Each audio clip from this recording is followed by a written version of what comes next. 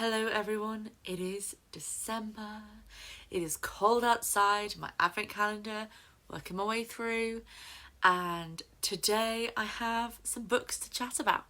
I've got my cup of tea, well I say tea, it's hot squash, I'm going to be honest, it's hot squash, but the winter mugs are out. So without any further ado, let's get cosy and chat about some books. At the start of this year, I was looking for reading challenges and readathons and things to participate in this year. And one of the ones I came across was the Book Voyage challenge, which is set by some bloggers called the Book Girls, I think is their website. I will link it down below. And this challenge, every month you have a different part of the world to read a book from. And I thought that sounded really fun and a really good way of kind of expanding my reading and reading about different cultures and different parts of the world. So I took on the challenge and, dear reader, I can tell you I have completed it. Dear reader? Dear viewer? I was trying to do a thing, I don't know if it worked. Before we talk about the books, I'm ridiculously proud of this, so I'm going to show it to you. This is my book journal spread for this challenge. I don't know if the details are coming out very well on the camera, but I'm just so pleased with how it looks. I think it's so pretty. I'm just so chuffed with it. So yes, this is my book journal, my completed book journal spread for this challenge. I did go a little bit rogue with some of the prompts. So the bloggers who run the challenge, they post a list every month of recommended books. You don't have to pick ones from that list. But they're just a kind of starting point to go off. So some of them I did pick something from that list, some of them I picked something I already had or was already looking forward to reading anyway, and sometimes I just went a little bit rogue. So yeah. In January the prompt was a book set in the Arctic or Antarctica, and so for this one I decided to read Split Tooth by Tanya Tajak, and this book, it was incredible. I'm still thinking about it, like nearly a year on. I'm still looking back at it and being like, what was that book? But also it was so good. The author of this book is an Inuit throat singer, and this book is part memoir, part fiction, part poetry, part meditation on nature and the preservation of it, part recollections of trauma. It's a lot of things in one book. It's got some illustrations in it. I think I did give it 4 stars at the time because I was very confused and there was a lot going on. I still don't know if it's necessarily a 5-star read, but I did really enjoy this kind of very immersive sense of writing and the sort of vignettes on different aspects of life that just got more and more magical realism-y as it went on. So it started quite kind of rooted in reality, and by the end was very metaphorical and magical and relating to different parts of Inuit culture and folklore and religion, all sort of coming together, combining to create the final story. For February, the prompt was a book set in Western Europe, and I already decided for this one and later on for the North America prompt that I would avoid books set in the UK or in the USA because I read so many books set in those places anyway. They're places I have lived and or visited. I didn't want to kind of, just be like, oh yeah, here's a book set in London and just read that. I wanted to deliberately go to another country for this prompt. And so for this prompt, I read Girl with a Pearl Earring by Tracy Chevalier, which at the time I just got. It was a Christmas present from my mum, and I loved this book. It was so good. It was so good. So much better than I thought it would be, if I'm being completely honest. I was like, oh, well, I'll read it and, I'll probably enjoy it. And I just loved it. I was absolutely blown away by it. The story follows a young girl in Amsterdam, and she is hired as a maid in the house of Vermeer, who of course painted the portrait of Girl with a Pearl Earring, and it's this sort of story about them and the tensions and relationship between them and how that relates to the wider family. She was such an understated narrator because it's in first person from the maid's point of view, and she was just such a fantastic narrator. It was so kind of delicately written and immersive, and loved this one. 5 stars. In March, I went a little bit rogue. So the March prompt is Eastern Europe, and I mean, it was a really rough winter, you know, winter of 2020 to 2021, especially January and February, were not great for anyone on a number of levels. We were on lockdown like 600, and I just couldn't quite face the thought of reading a really miserable, heavy, post-World War II Eastern European novel, which is unfortunately most of the books that are either written in English or translated into English about Eastern Europe. So I knew I had to think outside the box. So I had a look on Book Sirens, which is a website for ARCs, and I found The Tsarina's Lost Treasure by Gerald Easter and Mara Voorhees. It wasn't as much about Russia as I'd thought, to be honest. I don't know if it really fulfills the Eastern Europe prompt, because a little bit was about Russian history. Most of it was about, like, Finnish maritime law. I would describe this book, it's a non-fiction book, and I would describe it as being like a Wikipedia rabbit hole of a book. So there's one, like, specific moment in time of this painting, which Catherine the Great bought, that was lost at sea in a shipwreck. And the book was about every single thing possibly relating to that painting. Like, you've gone on Wikipedia and you've opened every single tab on this event, on the page for this event. So we had the history of the artist, the history of Catherine the Great's art collection, the company behind the ship, the sinking of the ship, the people who discovered the shipwreck, the various legal arguments over the shipwreck, who owns the shipwreck, what to do if they raise the shipwreck. Every single aspect was examined, which was an interesting approach to a non-fiction book. I don't think it was my favourite non-fiction book of the year, but I did really enjoy it, so I gave this one 4 stars. The April prompt was Northern Asia, which included sort of north and eastern countries in Asia. And for this prompt, I read The Housekeeper and the Professor by Yoko Ogawa. This is a very short book set in modern-day Tokyo that follows basically 3 characters. A housekeeper, a young single mother, a professor, a former professor of mathematics, and her son, who they call Root because his head looks like a square root. The professor suffers from a medical condition, I guess, with his memory, where he cannot remember things for more than 80 minutes at a time. So he can only remember the last 80 minutes of his life. I don't really know how best to describe this book. It was just beautifully written, such an insightful, tender look into the friendship of these 3 characters and the unique relationship that they had with each other and the way they interacted with each other and with the world. It was a true sort of found family story and was just glorious. I think I read it in one sitting. I just couldn't put it down. It was so lovely, and I just loved it. It was glorious. 5 out of 5 stars. It was just amazing. Then for May, the prompt was Southern Asia, and I read I Am Malala by Malala Yousafzai. This is a memoir by Malala, who campaigns for the rights for girls to have an education all over the world. She first became kind of globally famous, I would say, when she was shot in the head by the Taliban for campaigning for girls' education. But she has survived that and is still campaigning today. She has her own trust and fund. She's, I think, the youngest ever Nobel Prize winner in history for the Nobel Peace Prize. So, I mean, you know, very few people can write a memoir before the age of 20, but she can. She definitely can. It's always strange reviewing a memoir, especially when someone has accomplished so many amazing things and lived such a fascinating life, and in so few years as well.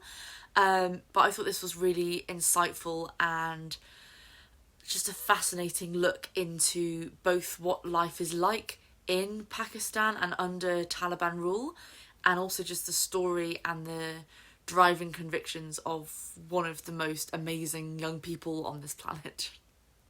For June, the prompt was a book set on an island, and I read Aiti by Roxanne Gay. This is a collection of short stories, all based around Haiti and people who are of Haiti origin, from the Haiti diaspora, ethnically from Haiti, etc., from all over the world.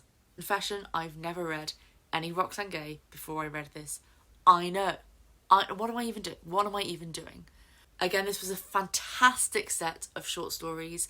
They really vary from kind of teeny tiny snippets to like full story arcs within one short story, and examined so many different aspects of life and giving such a intersectional look at what life is like for people of Haitian descent. I couldn't not give this one 5 stars. It was just so fantastically written, and I need to read more Roxanne Gay. I need to read more Roxanne Gay, that's all I can say. For July, the prompt was a book set in Australia or New Zealand, and I read Whale Rider by Riti Hamero. This is a middle grade novel about a young Maori girl who is the granddaughter of her community's chief, and she wants to claim her birthright and the things that she would usually be afforded as a grandson, even though she is a granddaughter, and kind of earning that approval from her grandfather. The story draws on Maori traditions and folklore to create this adventure about the whale rider, who is a figure from Maori folklore. It also has really strong themes of conservation all the way throughout. I thought this was a really interesting read, and I gave it 4 stars.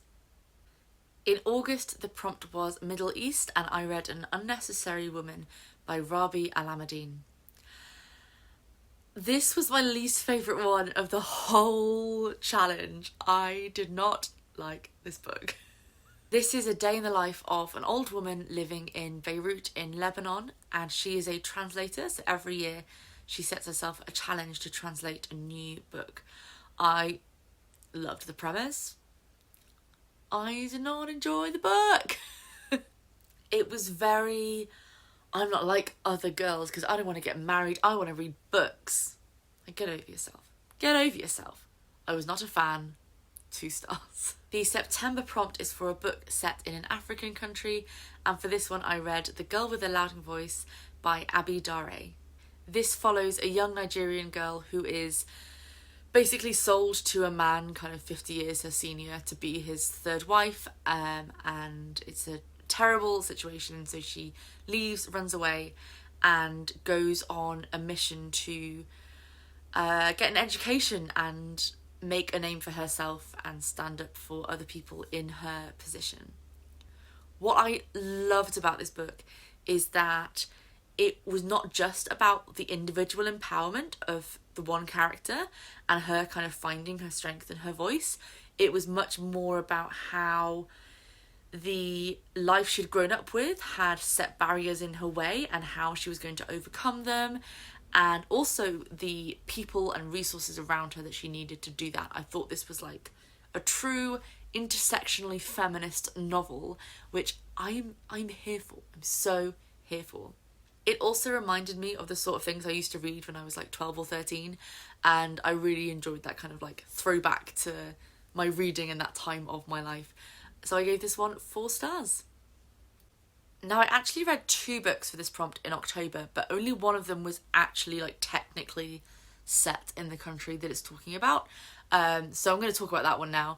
And so the October South America prompt, I read Things We Lost in the Fire by Mariana Enriquez. This is another collection of short stories about a series of women who live in Buenos Aires in Argentina. It's very dark, it's very twisted, it does not go where you expect it, but it's fantastic. It's a blend of kind of gothic and magical realism with the occasional bit of sort of gory horror as well, but mostly just a bit of a twist on the expected that make you re-examine a lot of the ways in which the characters are treated and the way that they live and the lives that they lead. Lots of the sort of magical elements are a parallel for that. This was just incredible. It's amazing. It's one of those, I think usually with short story collections, then it's tempting to kind of just read them like it's a novel, just one after another. This is one where I read one and then I was like, that's enough now, I'm going to put this down. And then a few hours later, I would pick it up and read another one. Which I don't think I've ever sort of felt that way with a short story collection before, that I've genuinely wanted to read them one at a time, like dotted throughout my days. So yeah, I really, really enjoyed this and I gave it 5 stars. In November, the prompt was a book set in a North American country, so I read Mexican Gothic by Sylvia Moreno Garcia. As you can probably guess from the title, this is set in Mexico, and it is a historical, creepy haunted house horror kind of vibes, and follows our main character, Nomi, who receives a mysterious letter from her cousin who is recently married into a very rich family. She goes to visit her cousin to find that this family are very strange, alarmingly close to each other, and that their house is not quite as it seems. I won't say any more than that because the twists in this one and the kind of atmosphere of it were just really what made it what it was. It was a proper one to kind of sink into for hours on end, this one, you know? You sit down and you curl up and you read for like an hour plus and just absorb the story. I really, really enjoyed this and I gave it 4 stars. The final December prompt is a book that spans multiple continents, and for this one I read Homegoing by Yaa Gyasi. This story follows 2 branches of the same family tree. Starting off in 18th century Ghana, we follow 2 half-sisters who have never met. They've lived very different lives. One of them marries a slave trader and one of them is sold as a slave and sent to America. We follow 7 generations of each of their descendants, one in Ghana, one in America, and see how their lives and the lives of their children have panned out across centuries of change, social change, political change. A lot has happened in the last 300 years, to put it mildly. This book was it was stunning. It was amazing. It was just absolutely incredible. And I read it pretty much in one sitting. It's sort of written as a series of short stories, so each chapter follows a different character and alternates between the 2 branches of the family tree, so the 2 continents as well, so America and then Ghana. And then you follow the thread of what happened to those families, and it was just amazing. The ending was just beautifully bittersweet. What I really loved, having the way it was structured with the different generations, is you would follow a character while they're young and it's their perspective, and then you see them through their children's eyes, and seeing that contrast of how people are perceived by, the people closest to them was just a really interesting spin on the story, and to see that kind of happen time and time again as we go through the centuries. This book was incredible, 5 stars. I absolutely loved it. I am so glad I did this reading challenge this year. I read so many fantastic books, well, not so great, but so many fantastic books that I would never have picked up. I reckon only like 2, maybe 3 of the books on this list were even on my radar before I started this challenge. So I'm so glad I did this challenge to kind of push myself to read books that I wouldn't usually pick up, and to encourage myself to look beyond the usual fare when I'm choosing my books. Even though the book girls are running a different reading challenge next year, they're still going to be sharing the prompts and the suggestions for this reading challenge and their other reading challenges they've done before next year. So look on the link in the description if you would like to do this challenge next year. I've also put in the description any written reviews that I've done for these books, as well as links to them all on Goodreads if any of them sound interesting, if you would like to read them. Let me know in the comments if you've read any of these books, or if you've done any armchair travelling with a book this year. It's honestly the most COVID friendly way to travel right now, let's be honest. If you enjoyed this video, give it a like, all of those things, and I will see you next time. Bye!